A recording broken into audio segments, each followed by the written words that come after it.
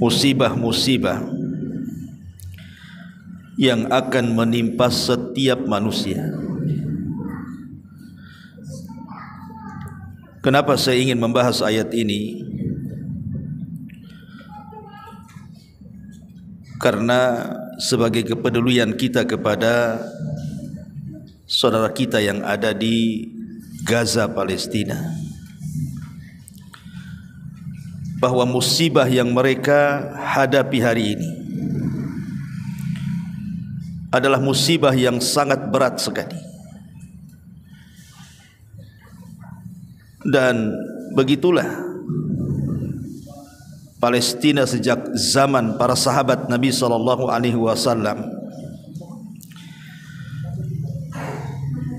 yang mati syahid saja.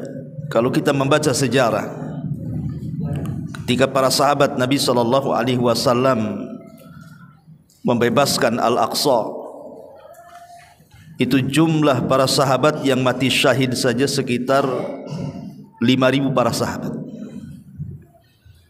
5.000 para sahabat bukan jumlah yang sedikit. Mereka mati syahid untuk memerdekakan Al-Aqsa.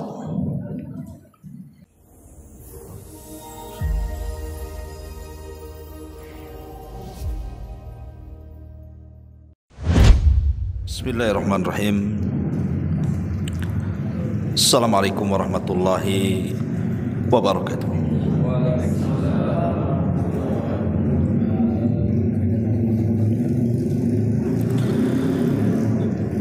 Alhamdulillah,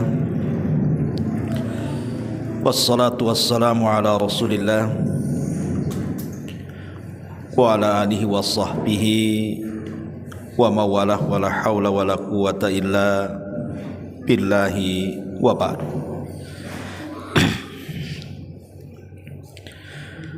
Alhamdulillah, di malam hari ini kembali kita bisa duduk untuk bertalabul ilmi. Salawat dan juga salam tetap kita hadiahkan kepada Rasul kita Nabi besar Muhammad sallallahu alaihi wa ala alihi wasallam.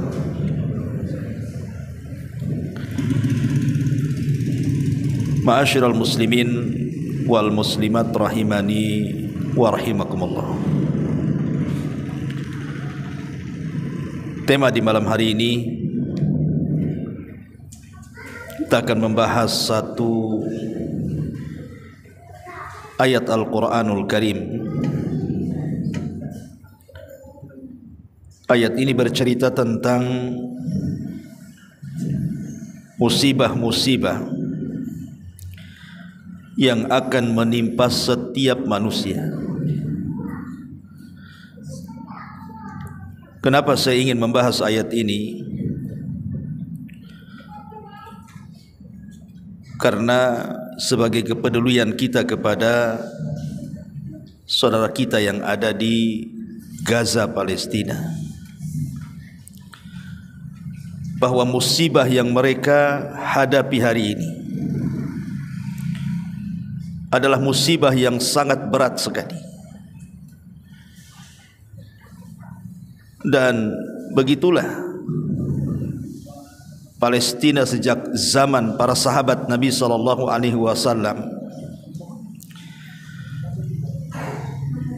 yang mati syahid saja. Kalau kita membaca sejarah, ketika para sahabat Nabi SAW membebaskan Al-Aqsa, itu jumlah para sahabat yang mati syahid saja sekitar 5.000 para sahabat. 5.000 para sahabat bukan jumlah yang sedikit. Mereka mati syahid untuk memerdekakan Al-Aqsa.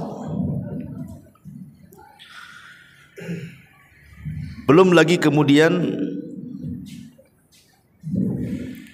di zaman-zaman setelahnya, di zaman Salahuddin Al-Ayyubi, ribuan kaum muslimin juga tertumpah darahnya menjadi syahid ketika memerdekakan Masjidil Aqsa.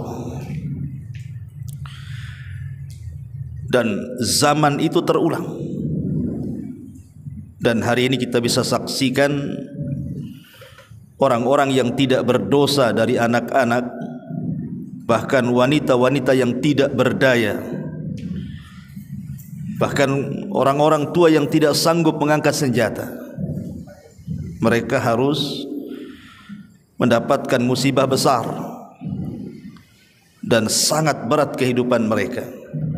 Bukan hanya dibayang-bayangi dengan bom, tetapi lebih daripada itu, kelaparan, kehausan, cemas, takut, dan berbagai macam yang mereka alami saat ini. Walaupun kita sangat mengambil pelajaran besar bagi sikap mereka, kebanyakan mereka senantiasa mengucapkan hasbunallah wa ni'mal wakil. Cukuplah Allah, bahwa Allah lah sebaik-baik pelindung. Apa yang kita rasakan dari musibah-musibah dibandingkan dengan saudara-saudara kita yang ada di sana mungkin tidak seberapa. Makanya malam ini kita akan membahas surah Al-Baqarah ayat 1 atau ayat 155 sampai 157. A'udzubillahi minasyaitonirrajim. Bismillahirrahmanirrahim. Wala nabluwannakum bisyai'in minal khawfi wal ju'i wa naqsim minal amwali wal anfusi wath thamarat wa basyiris sabirin alladzina idza asabatkum musibatun qalu inna lillahi wa inna ilaihi raji'un ulaika alaihim salawatun min rabbihim wa rahmah wa ulaika humul muhtadun. Dan kami pasti akan menguji kalian, kata Allah, dengan sedikit ketakutan, kelaparan, kekurangan harta, jiwa, kekurangan buah-buahan, dan sampaikanlah kabar gembira kepada orang-orang yang sabar, yaitu orang-orang yang apabila ditimpa musibah mereka berkata, sesungguhnya kami milik Allah dan kepada Allah lah kami akan kembali. Maka mereka itulah orang-orang yang memperoleh ampunan dan juga rahmat dari Rabbnya, dan mereka itulah orang-orang yang akan mendapatkan petunjuk. Al-Baqarah 155 sampai 157. Ma'asyiral muslimin yang dimuliakan Allah Subhanahu wa taala, dari ayat ini bisa kita simpulkan secara global bahwa di antara sunnatullah yang tidak mungkin berubah, bahwa Allah Subhanahu wa taala akan menguji seluruh hamba-hambanya. Allah Subhanahu wa taala akan menguji seluruh hamba-hambanya. Akan tetapi tujuan Allah Subhanahu wa taala menguji hamba-hambanya bukan ingin mengadabnya, tetapi Allah Subhanahu wa taala ingin melihat hati hamba-hambanya. Apakah hamba-hamba yang diujinya itu jujur keimanannya ataukah dusta keimanannya? Makanya dalam bentuk rahmat Allah Subhanahu wa taala, Allah Subhanahu wa taala tidak mungkin menimpakan sebuah ujian di luar batas kemampuan manusia. Karena memang tujuan ujian sendiri dari Allah Subhanahu wa taala adalah untuk menguji manusia, membersihkan hati-hati manusia. Dan dengan ujian itu terkadang Allah Subhanahu wa taala mempersiapkan pahala besar dengan surga yang penuh kenikmatan di dalamnya. Dan ujian sendiri bisa merontokkan semua sifat-sifat takabur dan ujub, sehingga ketika takabur dan ujub itu hilang karena adanya ujian, maka menjadilah dia semakin mendekat dengan Allah Subhanahu wa taala.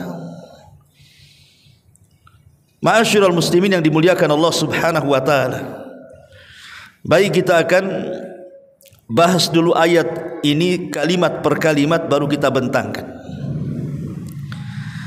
Ma'asyiral muslimin yang dimuliakan Allah Subhanahu wa taala, di dalam ayat ini Allah Subhanahu wa taala mengatakan wala nabluwannakum, dan sungguh kami akan menguji kalian, bi syai'in, dengan sedikit. Artinya tidak ada manusia yang diuji sejak lahir sampai mati, itu mustahil. Tidak ada. Bahkan kalau dikalkulasi antara senang dan susah, itu lebih banyak senangnya dibandingkan susahnya. Antara sehat dan sakit, itu lebih banyak sehatnya dibandingkan sakitnya. Antara senyum dan sedih, itu lebih banyak senyumnya dibandingkan sedihnya. Karena Allah Subhanahu wa taala hanya menimpakan ujian itu sedikit saja. Makanya bahasanya bi syai'in minal khaufi, dengan sedikit dari rasa takut. Apa maknanya? Ma'asyiral muslimin yang dimuliakan Allah Azza wa Jalla, bentuk ujian itu terkadang Allah Subhanahu wa taala menguji kita dari rasa takut. Rasa takut dari apa? Para ulama tafsir mengatakan wa hiya an yadhhaballahu ba'dal amni faya'ishan nas fi qalaqin wadtirabin fayakunu bidzalika dhihabu juz'in min ni'matil amni allati hiya min a'zamin ni'ami. Kata para ulama, maksudnya Allah Subhanahu wa taala menghilangkan perasaan aman. Kemudian manusia dibuat tidak aman. Mungkin dia stres, mungkin dia bingung, mungkin tergoncang hatinya, sehingga ketika itu terjadi hilanglah sebagian nikmat aman yang merupakan sebesar-besar nikmat, kata para ulama. Ma'asyiral muslimin yang dimuliakan Allah Subhanahu wa taala, seperti yang terjadi kepada saudara-saudara kita kan di Palestina. Allah sedang menguji kepada mereka dicabutnya nikmat aman. Bagaimana mereka hidup dalam kondisi tidak pasti. Sampai-sampai wanita-wanita di Palestina hari ini, kalau tidur di malam hari, maka mereka menggunakan pakaian lengkap. Pakaian lengkap, mulai dari jilbabnya, kemudian pakaian yang menutup auratnya, kaos kakinya, supaya kalau seandainya sewaktu-waktu ada bom dari Zionis Yahudi itu, kemudian Allah takdirkan mereka mati, maka tidak ada yang bisa melihat auratnya. Bayangkan wanita-wanita di sana luar biasa, sampai persiapan mau mati saja seperti itu. Ma'asyiral muslimin yang dimuliakan Allah Azza wa Jalla. Tapi sekali lagi, bagaimana ketangguhan hati-hati wanita di sana. Mereka hanya menyebut Allah Subhanahu wa taala lisannya. Dan ini juga sebuah pelajaran. Boleh jadi kalau seandainya kita yang dioper, mereka yang di sini, kita yang di sana, kita tidak setabah mereka, ikhwan. Jangankan lagi kita dibayang-bayangi peluru, dibayang-bayangi bom, dibayang-bayangi kematian, dibayang-bayangi mau dipecat dari perusahaan aja, stres tuh bawaannya. Wah, masuk nama saya di list ini. Itu sudah stres kita itu. Baru bicara soal dibayang-bayangi mau dipecat saja. Ma'asyiral muslimin yang dimuliakan Allah Subhanahu wa taala. Lah kenapa Allah Subhanahu wa taala kemudian memberikan ujian seperti itu? Dibayang-bayangi perasaan takut. Supaya kita menyandarkan hati hanya kepada Allah Subhanahu wa taala. Allah mengatakan fala takhafuhum wa khafuni. Jangan takut kepada mereka, takutlah kepada aku, kata Allah. Ma'asyiral muslimin yang dimuliakan Allah Subhanahu wa taala. Kemudian yang kedua, wal-ju'. Terkadang Allah Subhanahu wa taala memberikan ujian itu dengan al-ju', kelaparan. Kata para ulama tafsir mengatakan innal ju'a adzabun 'alal abdan. Sesungguhnya rasa lapar itu salah satu azab yang mengenai badan kita. Ketika kemudian kita kehilangan makanan, kehilangan minuman, maka terkadang kita lemas. Itulah ujian pada badan kita. Saudara-saudara kita di Palestina ini ada yang 1, 2, 3 hari tak makan, ikhwan. Mereka bisa bertahan hidup. Kita ini kadang-kadang dari pagi sampai sore tak makan, dah gemeteran tuh. Udah lemas kayaknya. Solat maghrib aja udah lemas sekali. Kenapa lemas solatnya? Belum makan, Ustaz. Padahal dari pagi sampai sore, lulusan udah 3 hari tak makan. Terkadang Allah Subhanahu wa taala menguji seperti itu. Kita dibuatnya lapar. Makanya ma'asyiral muslimin yang dimuliakan Allah Subhanahu wa taala, apabila Allah Subhanahu wa taala memberikan kepada kita kekenyangan, kita bisa makan, kita bisa minum, kita bisa aman, maka sebenarnya kita ini sudah berada di atas kenikmatan luar biasa. Karena Nabi SAW yang mengatakan man asbaha minkum aminan, man asbaha minkum aminan fi sirbihi mu'afan fi jasadihi indahu qutu yaumihi faka'annama hizat lahu dunya, kata Rasul.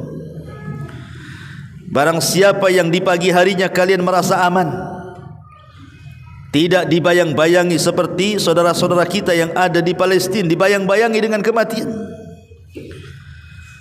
Mu'afan fi jasadihi, sehat badannya karena istirahat cukup. Mereka tidak pernah cukup istirahat. Pagi, siang diserang, malam juga diserang. Kapan mereka istirahat? Ketika kekurangan istirahat, pengaruh kepada badan, kesehatan. Indahu qutu yaumihi, pada hari itu dia bisa makan. Jadi kalau kita sudah merasa aman, kemudian sehat badan dan kita bisa makan, seolah-olah kata Rasul hizat lahu dunya, dunia itu ada di genggaman dia. Yang antum cari apa sekarang? Kita ini mencari 3 ini kan. Aman, jangan diganggu orang. Sehat badan, jangan banyak penyakit. Makan, minum dan tidak kelaparan. Itulah orang hidup. Orang hidup nyari apa? Kecuali nyari 3 ini. Sebab kalau 3-3 dicabut oleh Allah Azza wa Jalla, atau salah satu dari 3 dicabut oleh Allah Azza wa Jalla, rasanya enggak nikmat hidup ini. Coba kita rinci, kalau seandainya kita bisa makan, badan kita sehat, tapi tidak aman seperti di Palestina, atau kita aman umpamanya, alhamdulillah negeri kita aman, bisa makan tapi badan pula tak sehat, stroke, tidak bisa bangun, di kursi roda, bergerak aja diangkat.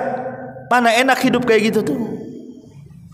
Oke lah aman, dia sehat, tapi tak ada yang dimakan, stres juga dia.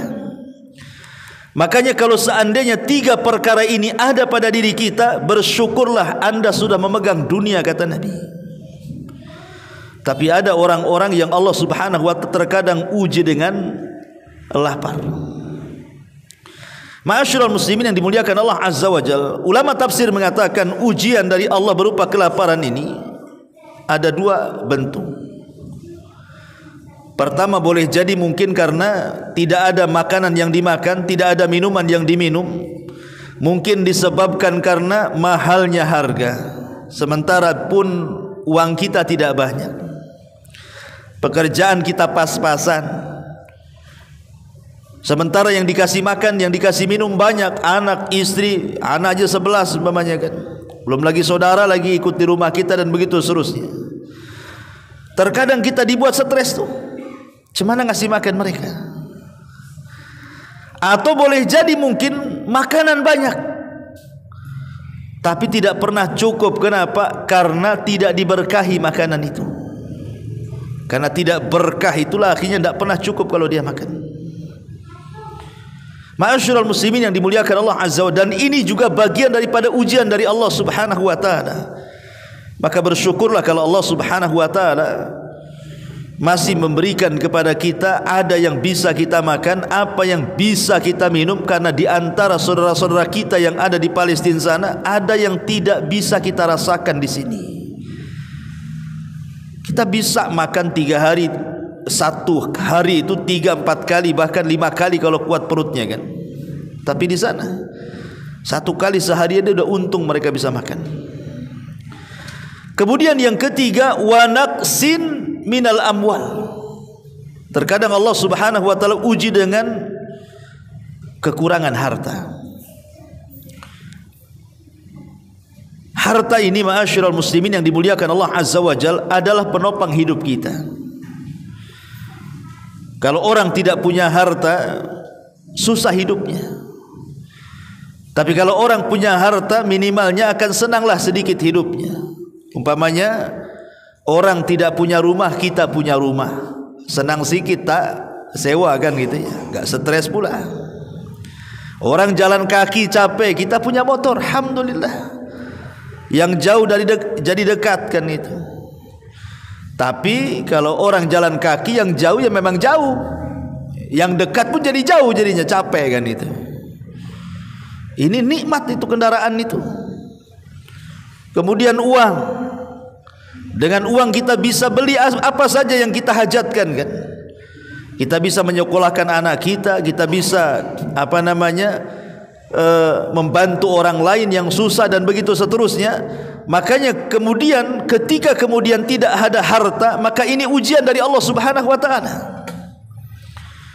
Terkadang diuji dengan wa naqsin minal amwal. Sebab ujiannya begini ikhwan, kalau orang tidak punya harta dan tidak ada keimanan, tidak ada iman, tidak ada takwa, otaknya pasti akan berbuat kriminal jadinya kan. Betapa banyak perampokan, pencurian, itu gara-gara apa? Gara-gara kemiskinan. Gara-gara kemiskinan terjadi kriminal. Makanya kekurangan harta ini bagian daripada ujian. Kalau kita tahan iman kita, tahan takwa kita, berarti Allah Subhanahu wa taala akan melihat bagaimana kejujuran iman kita kepada Allah Subhanahu wa taala di saat-saat kita sulit harta. Tapi ketika Allah uji dengan diambilnya harta kita, tiba-tiba kemudian kita melakukan kejahatan, berarti kita belum lolos dari ujian Allah Subhanahu wa taala.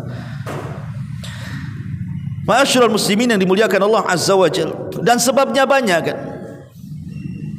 Sebabnya banyak. Boleh jadi mungkin karena musibah. Lihat saudara-saudara kita yang ada di Lombok, lihat saudara-saudara kita yang ada di Aceh, lihat saudara-saudara kita yang ada di Jogja ketika terjadi gempa dan tsunami itu. Habis semua hartanya kan. Boleh jadi sebelum ada tsunami dia orang paling kaya di situ. Boleh jadi sebelum terjadi gempa dia orang yang paling kaya di situ, tapi setelah terjadi gempa tsunami dia pula orang yang paling miskin pula di situ. Ini ujian dari Allah Subhanahu wa taala. Bahwa Allah Subhanahu wa taala bisa saja sewaktu-waktu mengayakan seseorang, bisa saja sewaktu-waktu dengan waktu yang singkat dimiskinkan pula orang itu. Ma'asyiral muslimin yang dimuliakan Allah Subhanahu wa taala, makanya supaya harta kita ini dijaga oleh Allah, minimalnya walaupun tidak bertambah ya tidak berkurang, maka bersyukurlah dengan harta. Dengan cara apa? Ya, tunaikan zakat, bersedekah. Karena Rasul mengatakan malus as-sadaqatu, sedekah itu ma naqasa min mali sadaqah, tidak mungkin berkurang harta yang disedekahkan. Kemudian juga yang keempat, wal anfus. Yang pertama Allah Subhanahu wa taala mengatakan minal khaufi, yang kedua minal ju, yang ketiga min wa naqsim minal amwal, yang keempat wal anfus. Terkadang Allah menguji jiwa seseorang. Boleh jadi dengan kepergian orang yang dicintainya, suami kehilangan istrinya, istri kehilangan suaminya, atau mungkin seorang ayah kehilangan anak-anaknya. Makanya kalau antum lihat sekarang, coba di Palestina kan ada kadang-kadang potongan-potongan video kan, ada anak kecil hidup, semua keluarganya mati. Ada seorang suami roboh rumahnya, semua anak istrinya tertimbun mati semua. Ada orang tua, semua anak-anaknya mati. Macam-macam pokoknya gambaran-gambaran yang ada di sana itu luar biasa. Kadang-kadang kita ini tersayat kalau kita melihat video-video seperti itu. Dan kita bisa bayangkan kalau seandainya itu terjadi kepada kita, istri kita meninggal tidak wajar, anak kita meninggal tidak wajar, orang tua meninggal kita tidak wajar, kira-kira hati kita seperti apa kan begitu? Terkadang Allah Subhanahu wa taala menguji seperti itu. Atau boleh jadi mungkin anfus ini diartikan Allah berikan ujian kepada kita dengan berbagai macam penyakit, sehingga seolah-olah penyakit itu ibarat dia mati bukan hidup. Karena mungkin dia tidak bisa bergerak dari tempatnya, berbaring dari tempatnya, stroke, berkepanjangan, koma, tidak mati-mati. Sama aja juga orang mati itu jadinya. Terkadang kemudian Allah berikan ujian al-anfus, jiwa seseorang itu. Dan ini juga salah satu ujian dari Allah Subhanahu wa taala, akan ujian kesabaran. Apakah kita terima dengan qada dan qadar Allah? Karena banyak kemudian ketika orang-orang yang kita cintai meninggalkan kita, kalau tidak tahan-tahan imannya, kadang-kadang dia menolak takdir kan. Terutama mungkin ibu-ibu yang kehilangan suaminya, anaknya pula banyak. Terpikir nih siapa yang ngasih makan dia, siapa yang ngasih makan anaknya. Padahal Allah Subhanahu wa taala mengatakan nahnu narzuqukum wa iyyahum. Kami yang akan memberikan rizki anak-anak kalian dan juga mereka, orang-orang tuanya. Diuji tawakal kita kan. Diuji oleh Allah Subhanahu wa taala kesabaran kita, keimanan kita kepada qada dan qadar Allah itu. Kadang-kadang kalau musibah yang Allah Subhanahu wa taala berikan itu dalam bentuk kematian. Ini yang keempat. Yang kelima, wassamarat, kurangnya buah-buahan atau biji-bijian. Boleh jadi kita ini orang desa, kemudian waktunya panen tahu-tahu gagal panen. Kita punya kebun mangga, waktunya panen gagal panen, dan begitu seterusnya. Besoknya tinggal panen, datang banjir, habislah kemudian padi tak bisa dipanen. Akhirnya kekurangan. Ma'asyiral muslimin yang dimuliakan Allah Subhanahu wa taala, inilah yang terjadi. Seseorang itu pasti diuji dengan 5 perkara ini. Saya, Anda, siapapun pasti akan diuji dengan 5 perkara ini. Yang pertama boleh jadi diuji dengan perasaan takut. Takut mikir masa depan. Masa depan kita, masa depan pekerjaan kita, perusahaan kita, masa depan anak-anak kita, masa depan pokoknya. Belum terjadi sudah stres. Ya. Kadang-kadang diuji seperti itu dengan ketakutan-ketakutan tuh. Ataupun mungkin yang kedua, diuji dengan kelaparan, susah ekonomi, susah pekerjaan, atau diuji dengan tidak punya harta. 10 tahun di Batam masih nyewa saja, nggak bisa punya rumah sendiri. Asik kesana kemari, asik banyak utang saja, nggak punya harta sendiri. Atau diuji dengan jiwa, mungkin dengan kematian ataupun dengan sakit. atau mungkin diuji dengan kurangnya buah-buahan, kurangnya biji-bijian, ada duit mau belanja tak ada yang dibeli dan begitu seterusnya kan. Lah itu pasti akan terjadi kepada setiap kita. 5 perkara ini. Tetapi Allah Subhanahu wa taala mengatakan wa basyiris sabirin. Beruntunglah orang-orang yang sabar itu. Sabar ketika diuji oleh Allah dengan ketakutan, sabar ketika diuji oleh Allah Subhanahu wa taala dengan kelaparan, sabar diuji oleh Allah ketika mungkin dengan kematian ataupun dengan sakit badan, atau sabar ketika serba kekurangan. Maka Allah mengatakan wa basyiris sabirin. Beruntunglah, berbahagialah orang-orang yang sabar itu. Ma'asyiral muslimin, sabar ini kekhususan manusia. Sabar ini tidak ada pada binatang, tidak ada pada malaikat. Ingat ya, sabar itu hanya ada pada manusia saja dan jin lah. Dan tidak berlaku kepada binatang. Binatang itu tidak ada yang sabar. Pernah antum lihat binatang sabar? Kasih makan ngantri satu-satu? Nggak ada. Rebutan dia, caplok-caplokan. Yang ada kawannya dihantam dia. Tidak ada. Karena binatang itu hanya syahwat dan syahwat saja. Makanya tidak ada sabar. Malaikat juga tidak ada sabar malaikat. Karena malaikat itu makhluk yang sempurna. Tidak ada syahwat malaikat itu. Mereka hanya taat, taat, taat. Sabar gimana? Mau taat terus. Manusia ini antara syahwat dan taat, makanya sabar. Ketika datang taat, ada godaan syahwat. Harus sabarlah. Jadi sabar ini kekhususan kita manusia nih. Tidak ada pada binatang, tidak ada pada para malaikat. Makanya kemudian Allah mengatakan wa basyiris sabirin. Beruntunglah orang-orang yang sabar itu. Beruntunglah orang-orang yang sabar itu. Karena Nabi SAW ketika mensifati seorang mukmin, kata Nabi SAW, ajaban li amril mu'min. Sungguh mengherankan perkaranya seorang mukmin itu. Kata Nabi SAW, inna amrahu kullahu khairun. Semua urusannya dianggap baik. In asabathu syarra syakara. Dan kalau ditimpa kebaikan langsung dia bersyukur, dan itu kebaikan bagi dia.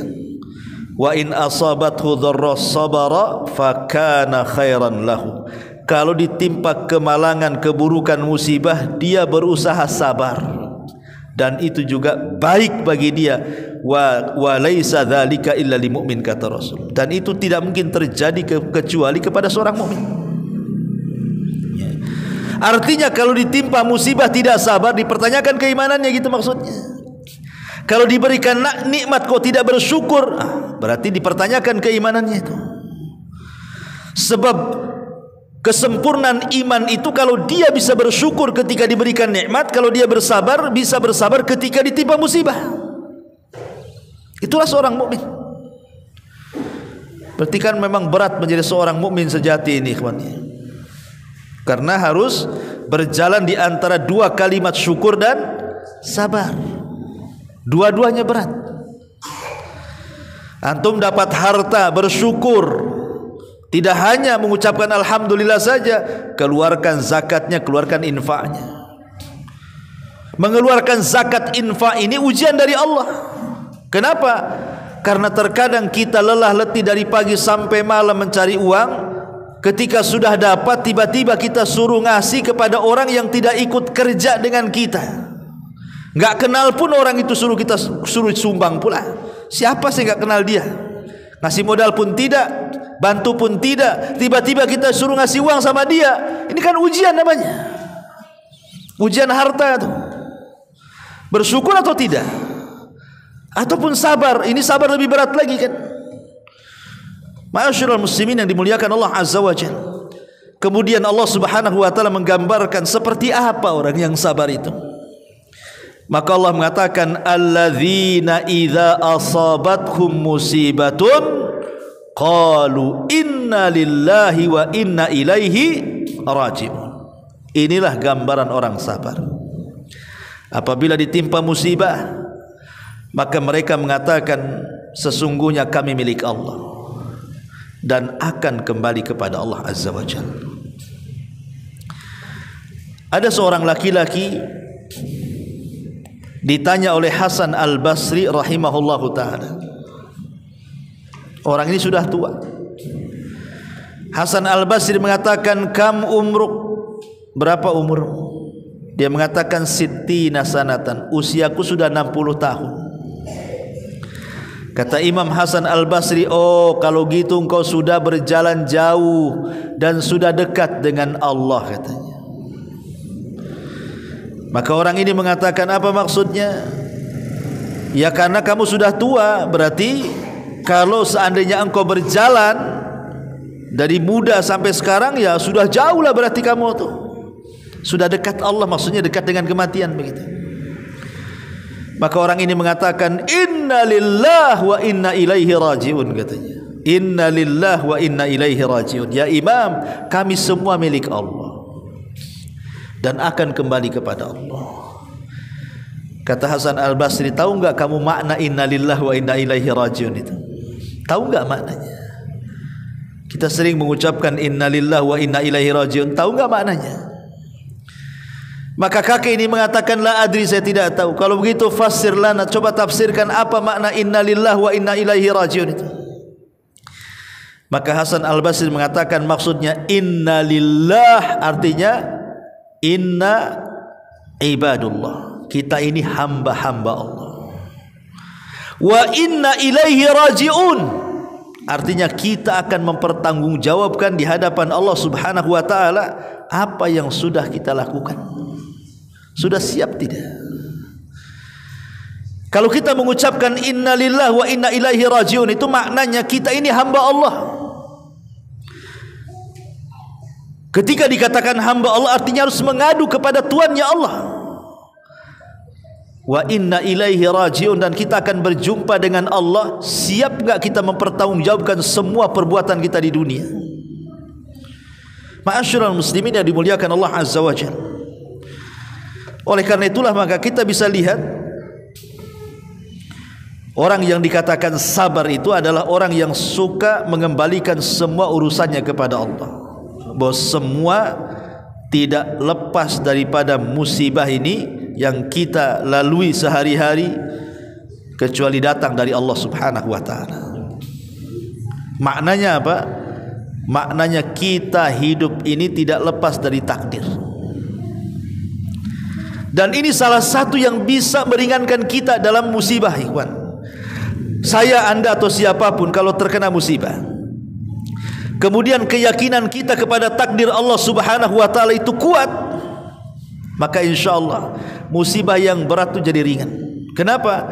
Karena Allah yang mengatakan dalam Al-Qur'an surah Al-Hadid ayat 23, likaila ta'sau ala ma fatakum wala tafrahu bima atakum wallahu la yuhibbu kulla mukhtarin fakhur.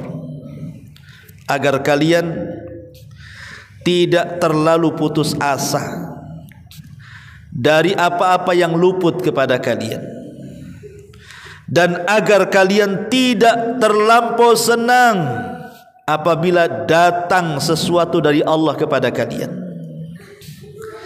Kalau kita percaya dengan takdir, ikhwan, kalau seandainya ada yang luput bagi kita, kita tidak terlalu sedih. Satu hari kita cari nafkah, jualan es umpamanya kan, hujan pula. Jual air turun air. Gimana caranya tuh? Ya. Akhirnya mulai dari rumah sampai pulang ke rumah tak ada orang beli. Itu namanya luput kan. Tujuan kita ingin dapat duit, satu hari tak dapat duit. Tapi karena dia sudah yakin dengan takdir, likaila ta'sau ala ma fatakum, agar tidak terlalu sedih dari apa yang luput bagi kamu. Kenapa? Karena semua sudah dicatat di Lauhil Mahfuz sana. Memang hari ini tak dapat rezeki, mungkin besok dapat. Tenanglah hati kita kan, enggak gerutu saja kan. Hujan itu tidak bisa kita menghentikan dengan celaan. Dicela pun tetap turun hujan itu. Percuma mencela hujan. Mencela hujan itu sama dengan mencela matahari. Dicela pun tetap terbit besoknya. Kalau kita dicela, sembunyilah. enggak terbit-terbit kan itu ya. Tetapi sebaliknya kata Allah Subhanahu wa taala, wala tafrahu bima atakum, dan kalian tidak terlalu senang kalau seandainya Allah memberikan nikmat kepada kalian. Toh juga nikmat itu datang dari Allah. Kalau hari ini saya usaha biasanya dapat 100.000, sekali dapat 1 juta satu hari itu tidak terlalu senang juga. Kenapa? Memang 1 juta hari ini yang saya dapat sudah ditulis di Lauhil Mahfuz sebelum Allah menciptakan langit dan bumi dan sebelum menciptakan kita. Kan tenang hatinya kan? Ya, jadi semua kan sudah ditakdirkan Allah. Nah, itulah makanya kalau antum terkena musibah, tanamkan takdir bahwa semua tidak lepas dari qada wa qada, al-qada wal qadar dari Allah Subhanahu wa taala. Ma'asyiral muslimin yang dimuliakan Allah Azza wa Jalla, makanya Al-Ikrimah ketika memberikan catatan dalam surah Al-Hadid 23, apa kata dia? Laisa ahadun illa wa huwa yafrah wa yahzan. Tidak ada satupun manusia kecuali pasti pernah senang, pasti pernah susah. Dan dua perkara ini pasti akan lewat kepada kita. Kadang kita senang, kadang kita susah. Itu pasti, kata beliau. Kemudian beliau mengatakan, tidaklah manusia kecuali pasti yafrah, bahagia, wa yahzan, pasti sedih. Walakin akan tetapi, ij'alul faraha syukran wal hazana sabran. Jadikan saat bahagia kalian syukur dan saat sedih kalian sabar, kata beliau. Ma'asyiral muslimin yang dimuliakan Allah Azza wa Jalla, lalu apa manfaatnya kalau kita sabar? Manfaat di dunia jelas, manfaat di akhirat juga jelas. Adapun manfaat di dunia, Allah Subhanahu wa taala, Rasul sallallahu alaihi wasallam katakan dalam sebuah hadis dari Ummu Salamah radhiyallahu anha, Nabi sallallahu alaihi wasallam bersabda, "Ma min muslim tusibuhu musibah fayaqulu ma amarahu Allahu inna lillahi wa inna ilaihi raji'un Allahumma ahjurni fi musibati wa akhlif li khairan minha illa akhlafallahu lahu khairan minha." Tidaklah seorang muslim tertimpa musibah kemudian dia mengucapkan inna lillahi wa inna ilaihi raji'un, ya Allah, berikan pahala akan musibah yang menimpaku dan gantikan musibah ini dengan sesuatu yang jauh lebih baik lagi. Kata Rasul, kecuali pasti Allah akan ganti musibah itu dengan sesuatu yang jauh lebih baik lagi. Ya, betapa banyak orang-orang yang di PHK. Saat di PHK kayaknya perang dunia ketiga, stres kayak kiamat. Makan apa saya, kerja apa saya, siapa yang harus kasih makan istri anak saya. Setelah lewat 1 tahun dari PHK itu, Allah takdirkan dia jadi pengusaha kecil-kecilan. Akhirnya lebih banyak gajinya dibandingkan ketika dia jadi buruh, karena sudah jadi pedagang dia. Siapa yang tahu kehidupan dia lebih baik dibandingkan sebelumnya, coba? Dan itu banyak kan.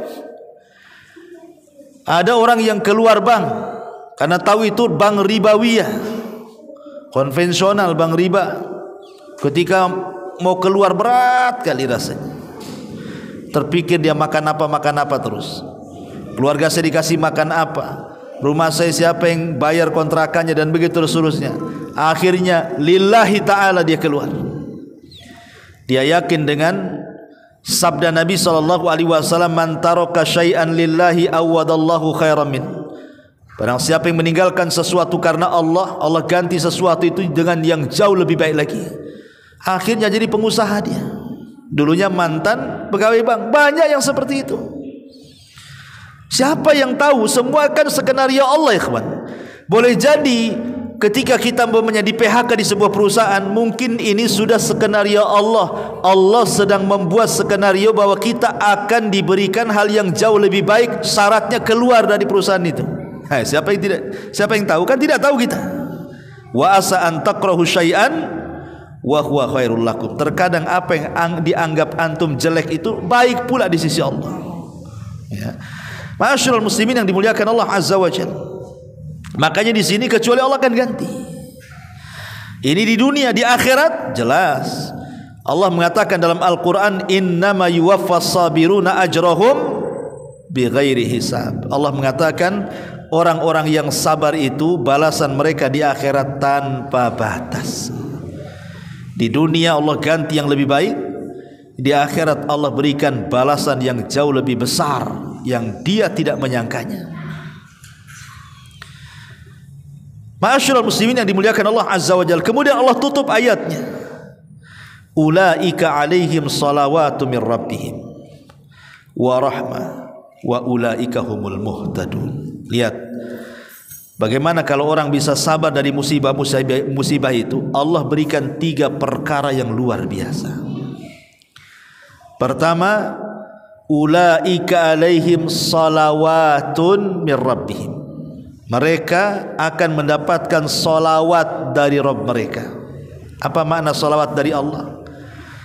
Makna salawat dari Allah, kita akan mendapatkan 1, pujian dari Allah, 2, kasih sayang dari Allah, 3, ampunan dari Allah.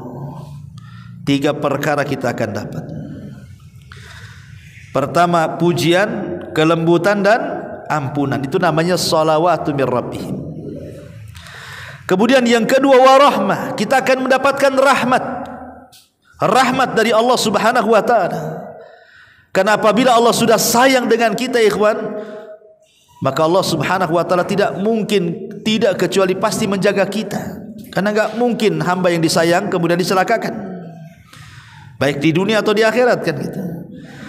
Dan yang ketiga, wa ulaika humul muhtadun, mereka akan dapat hidayah. Maksudnya hidayah ilal jannah was thawab. Mereka akan mendapatkan hidayah menuju sorga dan juga balasan dari Allah Subhanahu wa taala. Lihat, inilah keutamaan orang sabar.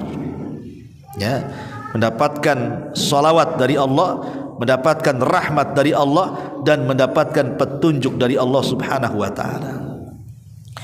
Ma'asyiral muslimin yang dimuliakan Allah Azza wa Jalla, tentu menghadapi musibah memang berat. Kadang-kadang saya ngomongkan teori saja. Kalau saya yang kena musibah pun kelimpungan juga, kan gitu. Kan gitu. Memang berat, ikhwan. Musibah itu kan macam-macam ya. Musibah itu macam-macam. Tetapi para ulama memberikan arahan. Ya, ini maksudnya untuk meringankan macam mana caranya kalau saya ditimpa musibah itu biar agak ringan lah, walaupun musibah itu tak hilang 100%. Ini minimalnya ngurangi lah. Musibahnya tidak hilang, tapi hati kita ini tenang gitu. Gimana caranya? Di sinilah ada 15 cara sebutkan para ulama. Kita sebutkan secara ringkas karena waktu juga. Yang pertama, hadapi musibah itu bil ilmi, dengan pengetahuan, dengan ilmu. Sebab musibah itu kan ada jalannya. Kalau menghadapi musibah otak buntu, tidak tahu jalan, stres kita dibuatnya. Tapi kalau musibah itu kita tahu cara penyelesaiannya karena punya pengetahuan, maka minimalnya sedikit terurailah. Oh, bisalah, nanti coba begini, coba begitu. Ya, namanya musibah. Coba nanti kita cari caranya. Ketika dia punya pengetahuan, minimalnya musibah itu bisa diringankan tuh. Ini yang pertama. Yang kedua, bisabri, dengan sabar. Dan tadi saya sudah jelaskan, sabar ini paling penting ketika menghadapi musibah. Dan orang dikatakan sabar itu adalah ketika awal musibah, bukan musibah yang sudah berjalan lama. Contoh mamanya hadis Nabi SAW ketika Rasul lewat di kuburan, ada seorang ibu meraung karena kematian anaknya. Kemudian Nabi SAW menasihati wanita itu, wahai ibu, bertakwalah kau kepada Allah, katanya. Wanita ini tidak melihat ke belakang, dia fokusnya ke kuburan. Dia tidak tahu siapa yang ngomong, padahal yang ngomong Nabi. Jadi wanita ini asal nyeletuk aja, dia mengatakan, ya kau bisa ngomong gitu sama aku, katanya, karena musibah ini tak mengenai engkau, katanya. Pada yang ngomong Nabi itu, dia nggak tahu itu Nabi. Nabi pergi lah. Itulah pentingnya kalau kita berdebat, nasihati orang, kalau dia mulai membantah, tinggalkan. Ya. Maka Abu Bakar datang dan menasihati wanita itu, wahai ibu, tadi yang ngomong Nabi loh. Kaget dia. Namanya orang kena musibah, kalut, nggak bisa dengar suara siapa-siapa kan. Langsung dikejar Nabi. Rupanya masuk sampai ke rumahnya, tidak ada satpam di rumah Nabi itu. Dia tidak mendapati bau wabah, artinya tidak ada satpamnya. Coba orang nomor 1 tidak ada satpamnya. Antum tidak jadi apa-apa aja ada satpamnya. Ya. Kemudian wanita ini minta maaf, ya Rasul, aku tidak tahu kau yang ngomong, katanya. Apa kata Rasulullah? Inna sabra fi sadmatil ula.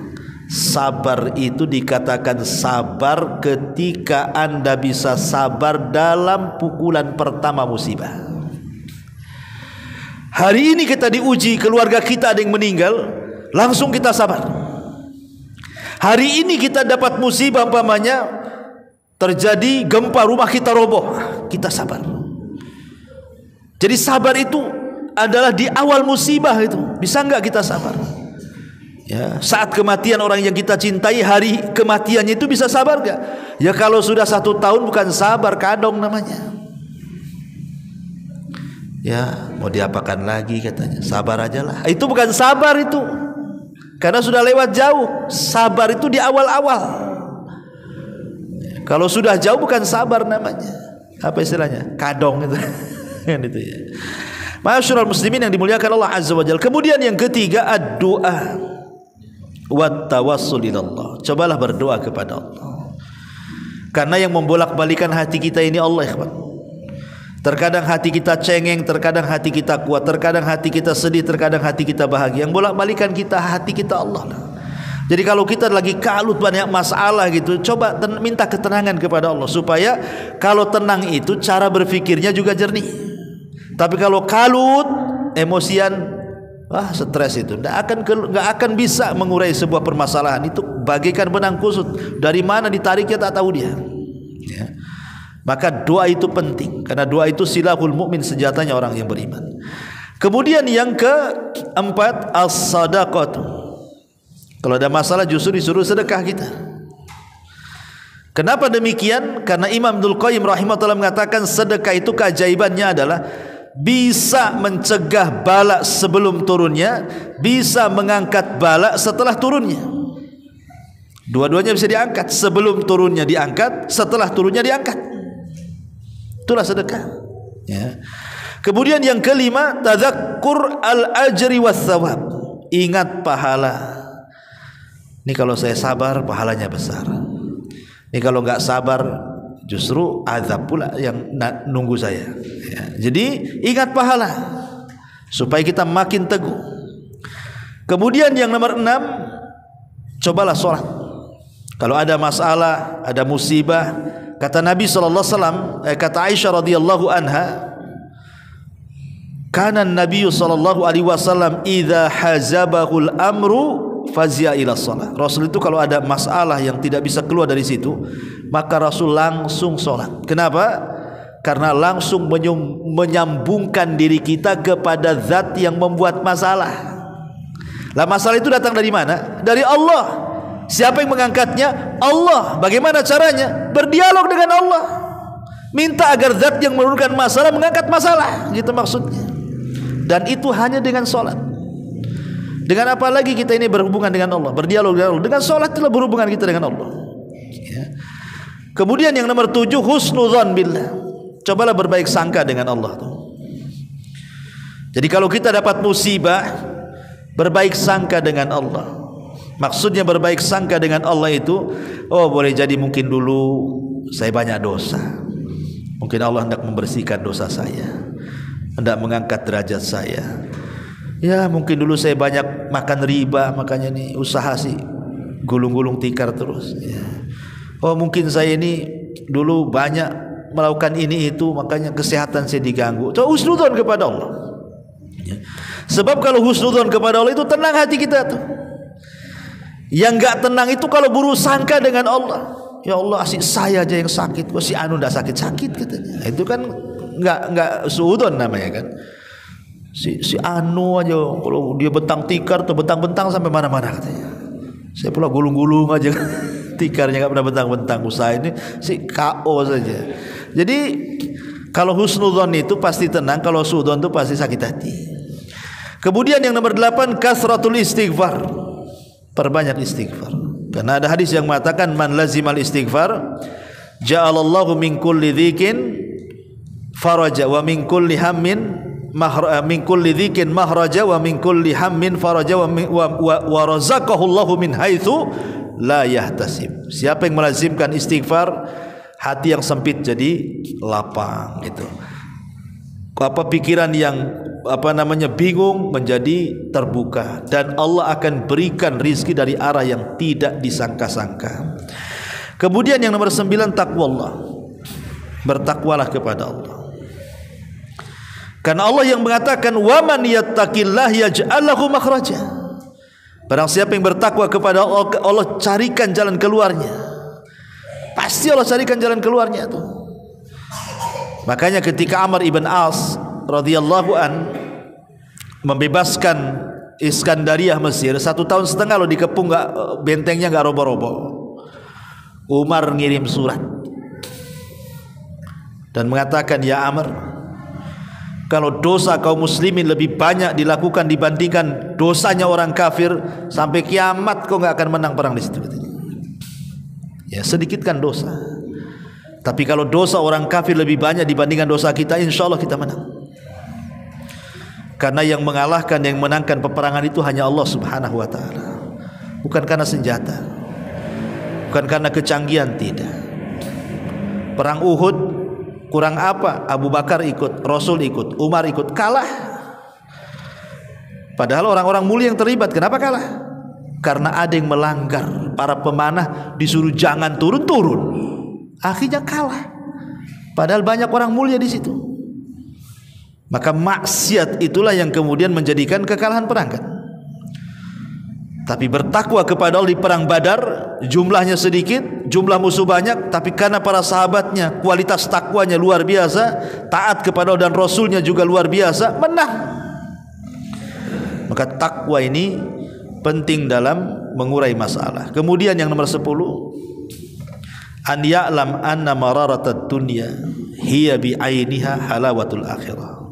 Ketahuilah bahwa keperitan dunia itu hakikatnya manisnya akhirat. Keperitan dunia itu hakikatnya manisnya akhirat. Jadi kalau kita mau perit di dunia, di akhirat akan mendapatkan kelezatan. Tapi kalau kita sudah lezat di dunia, boleh jadi di akhirat pula mendapatkan keperitan. Ada seorang laki-laki didatangkan di hadapan Allah, dari mulai lahir sampai mati susah hidupnya, tapi dia termasuk ahli sorga. Tiba-tiba oleh Allah dicelupkan di sorga, satu kali aja celupan, tuk, diangkat lagi. Allah katakan, masih terbayang tuh susahmu di dunia? Enggak ya Rabb, hilang semua pikiran susahnya di dunia itu. Padahal ya, kalau umpamanya antum pernah susah, anggaplah dari kecil sampai 40 tahun susah hidupnya, tiba-tiba di atas 40 tahun antum pula kehujanan duren kepalanya, kaya ya, kejatuhan duren, pasti antum masih ingat waktu susah antum kan. Sehebat-hebatnya orang kaya itu kalau pernah susah masih ingat, terbayang susahnya. Yalah sekarang saya kaya, dulu susah, kamu nggak tahu gimana saya kaya kata. Kan gitu ya. Ya, sak kaya-kayanya, sak senang-senangnya orang kalau pernah susah tidak mungkin menghilangkan bayang-bayang susahnya dulu tuh. Tapi orang dimasukkan ke sorga langsung blank, seolah-olah tidak pernah susah hidupnya tuh. Itulah hebatnya sorga, menghapus memori semuanya, seolah-olah senang, padahal baru dicelupkan tuh. Gimana kok dimasukkan coba? Luar biasa. Makanya harus paham bahwa jangan-jangan keperitan hidup, musibah-musibah ini pula yang menjadikan kelezatan kita di akhirat. Kita tidak tahu. Tenanglah kita, ya. Kemudian yang nomor 11, terkadang juga an yutfi an-naru musibatihi bibardi at-ta'assi bi ahli al-masaib. Cobalah padamkan musibah-musibah kita, ringankan musibah-musibah kita itu dengan membandingkan musibah-musibah orang-orang yang sebelum kita, mungkin para nabi, ya, mungkin para sahabat, mungkin para ulama. Atau kalau kita di sini kena musibah, coba bandingkan orang dengan di Palestina itu. Antum baru dipecat, udah stres 7 keliling, udah nggak mau sholat. Orang Palestina mau mati loh, tetap mereka sholat, tetap mereka berzikir, baca Quran, tetap mereka mengatakan la haula wala quwata illa billah, hasbunallah wa ni'mal wakil. Nah, gitu maksudnya. Kalau kita kena musibah ini, lihat juga orang kita ini nggak terkena musibah sendiri, banyak orang yang kena musibah dengan kita kan. Makanya kata Nabi SAW, kalau urusan musibah itu cobalah lihat kepada orang yang musibahnya jauh lebih berat dibandingkan kita itu, supaya kita tenang. Pamannya kita ini sakit, ya, tengok orang sakit lainnya, alhamdulillah saya masih hidup. Itu yang sakit sebelah itu udah mati tuh, pasti mendingan kan itu. Alhamdulillah saya masih bisa tidur di masjid, ya, yang lain kolong jembatan. Alhamdulillah saya bisa ngekos, yang lain bayar kosnya tak bisa. Ya, cobalah pandang ke yang rendah kan. Kalau kita suka memandang yang rendah itu memungkinkan bersyukur kita. Tapi kalau antum nenggak ke atas, capek leher. Kapan kayak dia? Kapan kayak dia? Capek leher kita dibuatnya. Masyaallah muslimin yang dimuliakan Allah Azza wa Jalla. Jadi lihat kepada orang-orang yang terkena musibah, baik kepada sebelum kita ataupun kepada orang-orang yang sezaman dengan kita, atau kepada orang-orang yang jauh lebih parah musibahnya, supaya tenang hati kita itu bahwa kita tidak sendirian rupanya, ya. Kemudian yang nomor 12, an ya'lam annahu laula mihnatud dunya wa masaibuha la asabal abdu min wa'il kibri wal ujbi wal qaswatil qalbi. Hendaklah seseorang paham, terkadang musibah dunia ini bisa menjadi obat bagi hati kita yang keras, yang sombong, yang ujub, yang sok-sokan dan begitu seterusnya kan.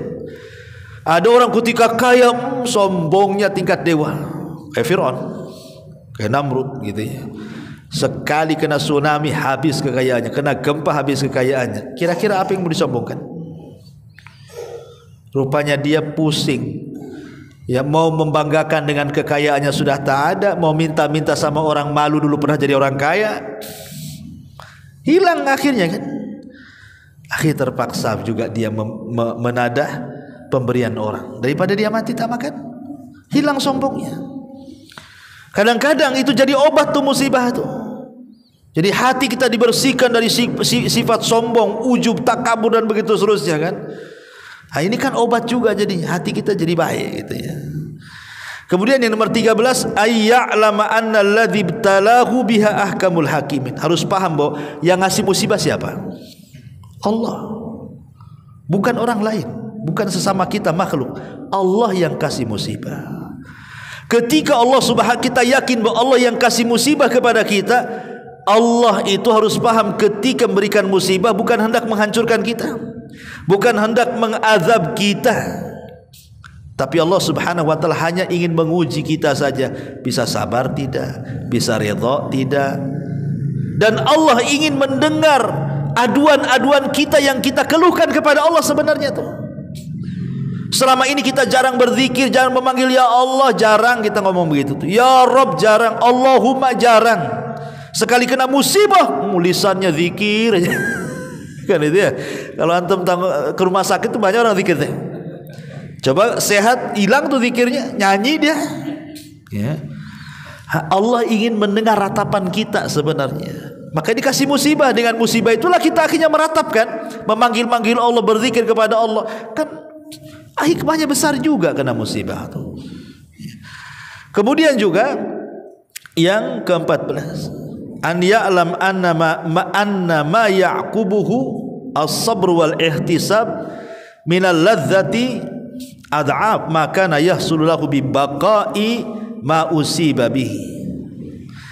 Bahwa Orang harus paham kalau kita sabar, kemudian dengan sabar kalau kita kena musibah kemudian kita sabar dan juga mengharap pahala Allah Subhanahu wa taala, terkadang balasan yang akan diterima kita di sorga jauh lebih besar dibandingkan musibah yang kita terima. Enggak ada apa-apanya.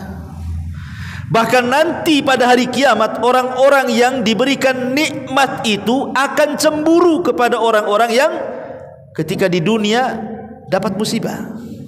Ini ada dua orang, yang satu di atas nikmat, dia memang ahli ibadah, dengan hartanya dia kelola dan dia pun ahli ibadah. Yang satunya banyak musibah, dia pun ahli ibadah, sama-sama ahli ibadahnya, tupan yang satu kaya yang satu miskin. Nanti di akhirat nih, orang-orang yang diberikan nikmat di dunia akan cemburu kepada orang-orang yang pernah diberikan banyak musibah di dunia. Apa kata Nabi? Kata Nabi SAW, yawaddun nas yaumal qiyamah anna juludahum kanat tuqradu bil maqarid fid dunya lima yarawna min thawabi ahlil bala, kata Rasulullah. Sebagian manusia yang diberikan nikmat di dunia nanti pada hari kiamat berkeinginan kalau kulit-kulit mereka dikelupaskan dari dagingnya dengan gunting-gunting di dunia, karena mereka melihat pahala yang besar yang Allah berikan kepada orang-orang yang ketika di dunia banyak bencananya tapi dia sabar. Coba di akhirat tuh orang-orang yang mungkin ketika di dunia senang gitu ya, cemburu dia. Coba aku di dunia diberikan ujian lebih berat dibandingkan dia, gitu maksudnya. Kalau perlu dikelupaskan, kelupaskanlah kulit saya, karena kecemburuan. Kok kenapa dia dapat pahala besar? Jadi ahlil bala ini di akhirat akan menjadi cemburu semua ahli-ahli nikmat yang pernah diberikan nikmat di dunia. Di akhirat mereka cemburu dengan kita ahli, orang-orang yang diberikan ujian oleh Allah Azza wa Jalla. Kemudian yang terakhir, an ya'lam anna fawati thawabis sabri wat taslim wa huwa as-salawatu war rahmatu wal hidayatu allati dhamanaha Allahu 'ala as-sabri wal istirja' a'zam minal musibati fil haqiqah. Ketika kita kehilangan tiga perkara, kita tidak dapat solawat dari Allah, kita tidak dapat rahmat dari Allah, kita tidak dapat hidayah dari Allah. Justru kehilangan tiga perkara ini lebih berat musibahnya dibandingkan musibah itu sendiri. Kalau kita terkena musibah, kita tidak sabar, ya. Yang kalau seandainya dia sabar, dia mendapatkan tiga perkara tadi kan, ulaika alaihim salawatu mir rabbihim wa rahmah wa ulaika humul muhtadun. Jadi kalau seandainya kita sampai luput tiga perkara karena tidak sabar, hakikatnya musibah tidak dapat ini lebih besar dibandingkan musibah yang ia hadapi sebenarnya. Karena paling tinggi musibah di dunia ini kematian, apalagi. Tapi ketika dia tidak dapat petunjuk, bukan hanya dunia, akhirat pun rugi dia. Ketika dia tidak dapat rahmat, dia tidak akan bisa masuk surga. Karena masuk surga itu bukan karena amal kita, tapi karena rahmat Allah. Jadi hakikatnya tiga perkara itu sudah luar biasa gitu ya, kalau kita berpikir itu. Ma'asyiral muslimin yang dimuliakan Allah Azza wa Jalla. Baik, untuk menutup kajian ini, kita akan menukil beberapa perkataan para sahabat dan juga para ulama salaf. Ma'asyiral muslimin yang dimuliakan Allah Azza wa Jalla, berkata Ali bin Abi Thalib radhiyallahu anhu, kata Ali radhiyallahu an, la tastasghiranna bala yusibuka fa innalaka fihi thalathu hisalin. Jangan menganggap remeh sebuah musibah walaupun itu kecil. Jangan pernah menganggap remeh sebuah musibah, karena kalau engkau tahu tentang musibah, di balik musibah itu ada tiga perkara yang besar, kata Ali. Yang pertama, rif'atu darajah, kita akan diangkat derajatnya. Yang kedua, kafaratu dzambin, dosa-dosa kita akan diampuni. Yang ketiga, da'watun mustajabah, doa kita akan diijabah. Orang kalau tahu di balik musibah itu bahwa derajat kita sedang diangkat, dosa-dosa kita sedang diampuni, dan doa-doa kita sedang diangkat oleh Allah ke langit dan didengarnya serta diijabahnya, tentu orang ini tidak mungkin meremehkan sebuah musibah walaupun kecil, apalagi besar. Ya, ini kata Ali radhiyallahu anhu. Kemudian Umar bin Khattab radhiyallahu mengatakan, "Idza btalallahu 'abdan bibala'in faqad fataha lahu abwabu khairin katsira." Apabila Allah menguji seorang hamba mukmin dengan ujian, maka dia hakikatnya telah membuka pintu-pintu kebaikan yang banyak. Babus thawab, wa babus sabri, wa babud du'a, wa babut taubati, wa babul maghfirati. Apa kata Umar? Jadi kalau Allah memberikan ujian kepada kita, sebenarnya Allah sedang membukakan pintu kebaikan kepada kita. Dengan ujian itu, kata Umar, dibuka pintu pahala. Kalau kita sabarkan, kita dapat pahala. Yang kedua, dibuka pintu sabar, dibuka pintu doa, dibuka pintu tobat, dibuka pintu istighfar. 5 kebaikan kata Umar dibuka. Tapi orang yang tidak terkena musibah, tidak mungkin dia melakukan 5 perkara kan? 5 perkara ini biasanya hanya dilakukan oleh orang-orang yang kena musibah kan? Sabar, ya, seperti yang saya sudah katakan, berdoa tadi. Nah, itulah kata Umar bin Khattab. Kemudian juga dikatakan oleh Ibnu Umar radhiyallahu anhu, atau Imam Ahmad ibn Hanbal rahimahullah taala mengatakan, "Innallaha ta'ala yamtahinul 'abd bil bala hatta yadhunna annahu la yutiku sabra thumma yufarriju kurbatahu."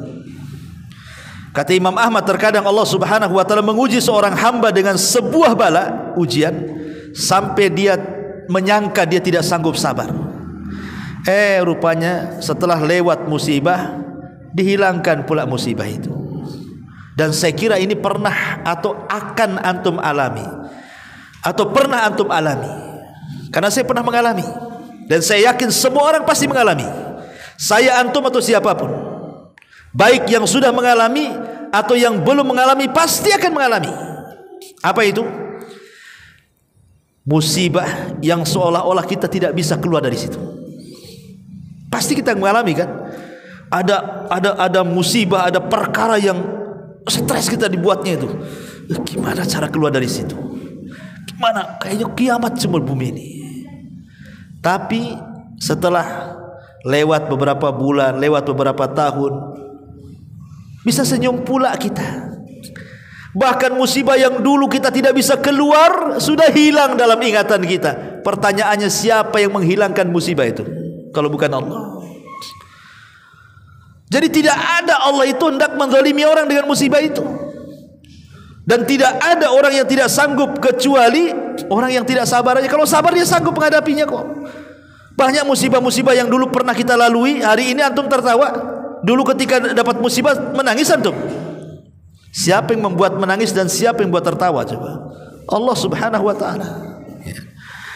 Kemudian juga Imam Malik mengatakan, la tahkiranna bala'an walau kana khafifan faqad yakunu iwadan amma huwa asyad. Wala tastakbir ala bala'in walau kana syadidan faqad yakunu sababan li rahmatin 'azimah. Kata Imam Malik, jangan remehkan sebuah musibah walaupun ringan. Boleh jadi musibah yang ringan ini menggantikan musibah yang besar. Dan jangan menganggap besar, ya, jangan pernah menganggap besar musibah. Padahal kita bisa alami masalahnya kecil, dianggap besar-besar sama kita kan, ya. Boleh jadi mungkin sebab rahmat Allah turun kepada kita. Jadi jangan meremehkan dan jangan membesar-besarkan musibah. Boleh jadi musibah yang remeh Allah sengaja didatangkan untuk menghindarkan musibah yang besar. Atau boleh jadi musibah yang besar Allah timpakan bisa jadi sebab rahmat yang besar turun kepada kita, kata Imam Malik. Kemudian Hasan Al-Basri juga mengatakan, idza betuliyallah atau idza btalallahu 'abdan bimusibatin, apabila Allah menimpakan musibah kepada seorang hamba, kemudian dia mengatakan inna lillahi wa inna ilaihi rajiun, amsakallahu biyadihi hatta yuzila anhu musibah, maka Allah akan tahan dengan tangannya sampai hilang musibahnya. Kemudian juga dikatakan oleh Utsman ibn Affan radhiyallahu anhu, "Idza ishtadda bika amrun fatrih humumaka ila maula jalla jalal wasta'in bis sabri wad du'ai fa innallaha ma'as sabirin." Kata Utsman bin Affan, apabila semakin kuat musibah yang menimpamu, cobalah kebingunganmu adukan kepada Allah. Minta pertolongan dengan sabar, minta pertolongan dengan doa. Kenapa? Karena Allah pasti beserta orang-orang yang sabar. Harus yakin itu, pasti Allah bersama kita. Kemudian dikatakan juga oleh Abdullah ibn Abbas radhiyallahu anhuma, "Idza btalallahu 'abdan bi bala'in faqad arada bihi khairan." Ingat, apabila Allah menguji seorang hamba, hakikatnya Allah sedang menghendaki kebaikan kepada kita. Fa in kana sabiran, kalau dia sabar, fadzalika khairun lahu, maka itu kebaikan kepada dia. Wa in kana jazian fadzalika syarrun lahu, tapi kalau dia tidak sabar, maka itu keburukan bagi dia. Ma'asyiral muslimin yang dimuliakan Allah Azza wa Jalla, ada sebagian para ulama mengatakan ini namanya maratib, ya, tingkatan untuk menghilangkan sebuah musibah. Entah kita ditimpa musibah ekonomi, entah kita ditimpa musibah penyakit, entah kita ditimpa musibah kemalangan, sebutkanlah musibahnya apa saja. Maka urutannya seperti ini. Pertama, bersabar. Kemudian setelah kita bersabar kepada Allah, karena sabar ini membuka pintu supaya hati kita jangan sempitkan, ya. Setelah kita bersabar, ihmadillah ala ni'amihi allati la tuhsa. Mulailah kita mengucap alhamdulillah ala kulli hal. Segala puja dan puji hanya milik Allah dalam kondisi apapun. Karena Allah itu senantiasa dipuji oleh kita, baik dalam keadaan senang atau dalam keadaan sulit, tetap Allah dipuji. Maka selain sabar, lisan kita mengucapkan alhamdulillah. Kemudian setelah itu baru yang nomor 3, berdoalah kepada Allah. Mungkin supaya penyakit kita disembuhkan atau usaha kita dilancarkan dan begitu seterusnya. Setelah berdoa kepada Allah, istighfarlah kepada Allah. Istighfarlah kepada Allah. Setelah istighfar kepada Allah, ittaqillah fi jami'i ahwalik. Bertakwalah kepada Allah, laksanakan perintah, jauhi larangan. Kemudian setelah bertakwa, ibtagil ajra indallah, mintalah pahala dari Allah. Mintalah pahala dari Allah. Setelah minta pahala dari Allah, irda bi qada'illah, coba usahakan redha dengan pemberian Allah, dengan takdir Allah, supaya lapang dadanya. Kalau sudah redha dengan pemberian Allah, if'alil khairat, lakukan kebaikan. Lakukan kebaikan, sedekah, beramal saleh dan begitu seterusnya. Kemudian yang terakhir, baru kita mencari sebab. Kalau kita sudah melakukan beberapa perkara tadi, pertama sabar, kemudian memuji Allah, kemudian berdoa, kemudian istighfar, kemudian bertakwa, kemudian mencari pahala, kemudian redha dengan takdir Allah, kok masih juga enggak hilang, baru kita mencari sebab. Kalau kita sakit, datang ke dokter, minta disembuhkan. Kalau kita ingin usaha, kok enggak pandai-pandai cari orang yang bisa ngasih arahan, ya kan itu ya. Jadi baru mencari sebab itu terakhir, ya. Setelah semuanya kita berikan kepada Allah, kok mentok, baru kita mencari sebab. Begitulah solusi kita meringankan sebuah bala. Subhanallah bihamdika, asyhadu an la ilaha illa anta, astaghfiruka wa atubu ilaik. Allahu ta'ala. Assalamualaikum warahmatullahi wabarakatuh. Intinya bahwa tolong berakhlak kepada Allah. Membahas tafsir dari surah Al-Imran. Lahirlah Imam Muslim, Abi Dawud, Tirmidzi, Ibnu Hibban. Jadi ketika Yunus alaihi salatu wassalam terkena undian itu,